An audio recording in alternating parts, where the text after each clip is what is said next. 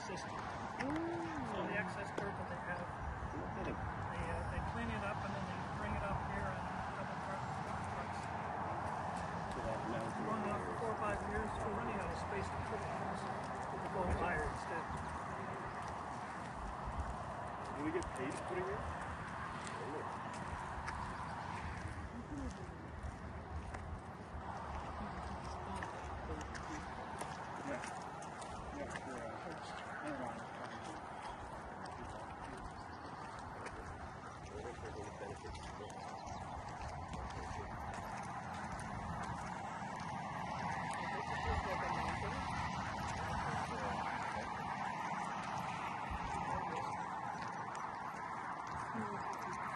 Yeah.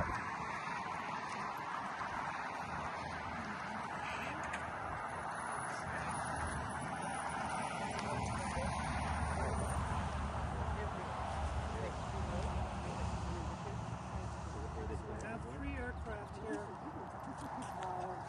The one closest to the road is a MiG-15. This is owned by Mr. Krupa. As I said, he came here from Czechoslovakia in 1968. We found this in a scrapyard in Czech Republic in 2011, and it still had the Czech Air Force markings on it, so he decided to bring it over and act as his reminder of his homeland. The MiG-15 came out of the Second World War in 1947 and was one of the first examples of the swept-wing jet engines, and its first combat was in 1950 in the Korean War. As such, it went up against primarily propeller-driven aircraft with the Allies. But when the F-86 came along, the Sabre, the fifth one much like it, we started with Jaws to one of the outputs.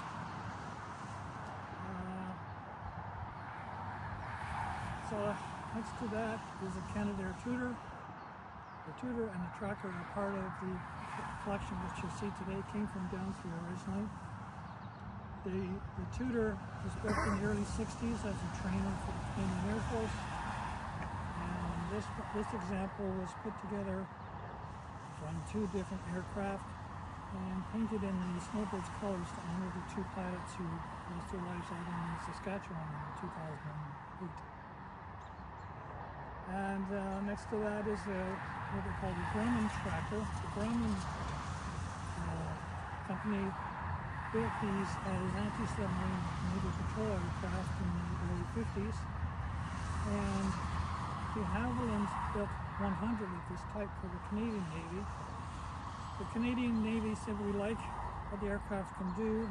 Previously they had been using Avengers, and Avengers offered aircraft carriers. But when they got to Bonaventure, they needed something more up-to-date.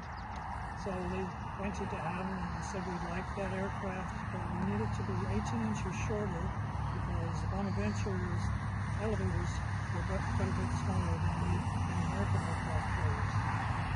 So de Havilland fortunately rebuilt it and built 100 copies of it. 99 went into service. This one was held back by de Havilland to test out new equipment and new upgrades. That's why you'll see on the tail there's an X there for experimental, and it was there at de Havilland at Downsview for many years. It had twin radial engines in it. It's capable of carrying 4 torpedoes or the equivalent of depth charges.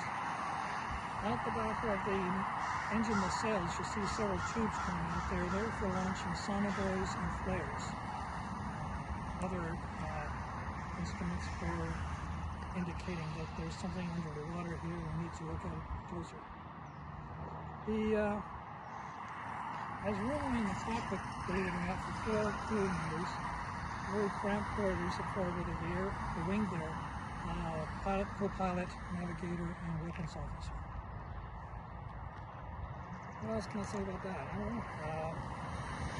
As a Naval patrol aircraft, it was designed from scratch to start to land and take off from aircraft carriers. So that's why you see the tail hook on the end there, and The white acorn-shaped thing coming out of the tail is a mag. It stands for magnetic anomaly detector. So that's for detecting metallic objects underneath and on top of the water. And it has various other antennas on there for radio communications, and also the searchlight on the starboard wing there is capable of 75 million candle watt, a bit brighter than your night light. So that's about it for those two. And the wings hold up? Yes, they do. It's like a scissors.